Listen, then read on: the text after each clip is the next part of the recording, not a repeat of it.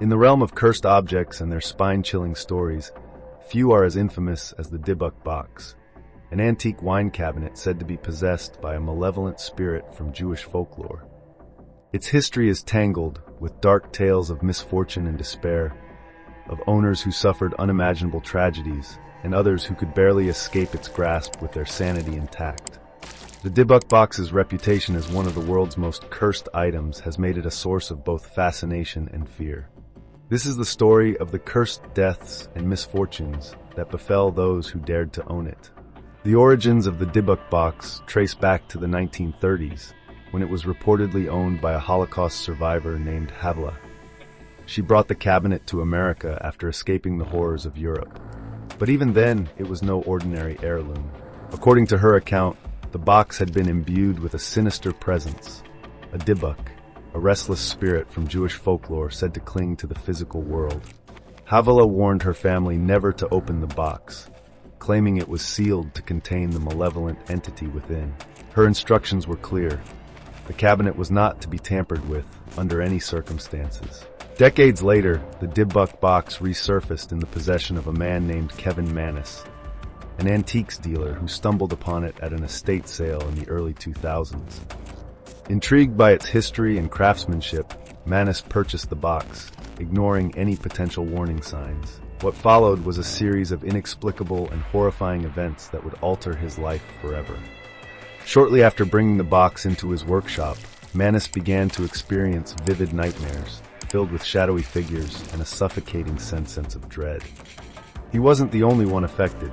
Employees and customers reported feelings of unease, headaches, and even fainting spells when near the box. One day, driven by curiosity and perhaps a touch of hubris, Manis decided to open the Dybbuk box. Inside, he found a collection of seemingly innocuous items. 2 locks of hair bound with string, a small golden goblet, a dried rosebud, a candlestick, and a strange engraved tablet. But from the moment the box was opened, the haunting intensified. Lights in his shop would flicker and burst. Strange odors of ammonia and jasmine would waft through the air. Disembodied voices could be heard whispering in the darkness. Manis's health began to deteriorate, and his relationships suffered as a result of his increasingly erratic behavior. The most chilling incident occurred when Manis gifted the box to his mother for her birthday. Unaware of its dark history, she opened it and suffered a stroke that very evening. Though she survived, she was left partially paralyzed and unable to speak.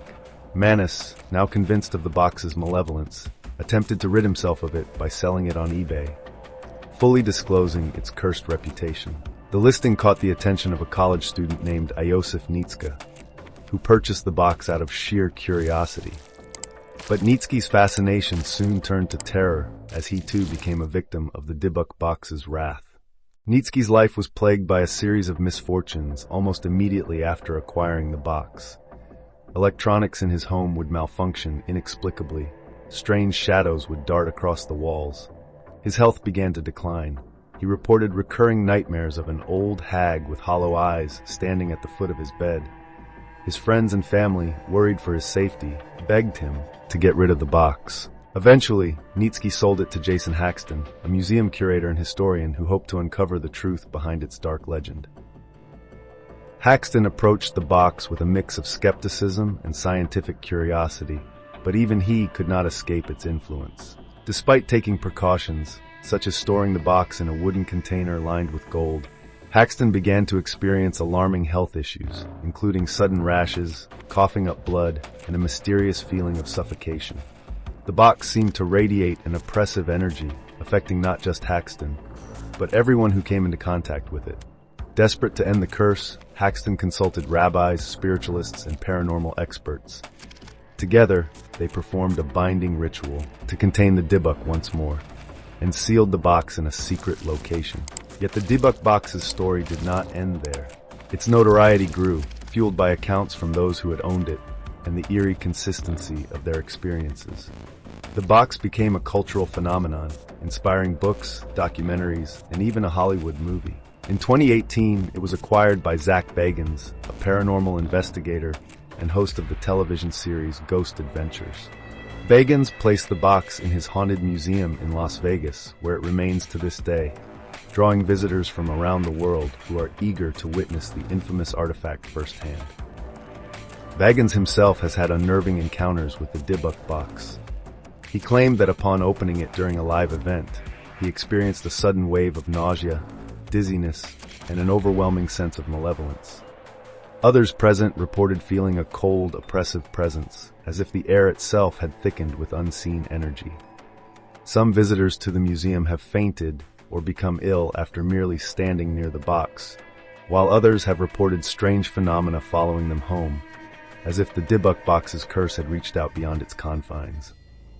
Despite its infamy, skeptics argue that the Dybbuk box's legend is nothing more than an elaborate hoax. They point to the lack of historical evidence for its origins and the possibility that its eerie effects could be attributed to suggestion and psychological factors. After all, the power of belief is a potent force capable of manifesting physical symptoms and shared experiences. Yet even the skeptics cannot deny the consistency of the accounts surrounding the box, nor the palpable fear it inspires in those who encounter it. For believers, the Dybbuk box is a chilling reminder of the dangers of meddling with the unknown. It is a vessel of dark energy, a tangible link to the spiritual realm that defies explanation. Whether a genuine artifact of the supernatural or a product of human imagination, its impact on those who have crossed its path is undeniable.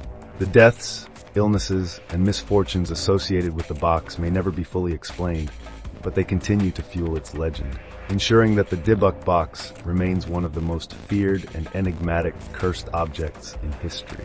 Even now, as it sits in its glass case at the Haunted Museum, the Dybbuk box exudes an air of mystery and malevolence.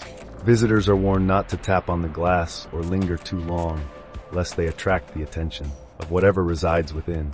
For those brave enough to stand before it, the question lingers: is the Dybbuk box truly cursed, or is its power merely a reflection of our own fears and beliefs?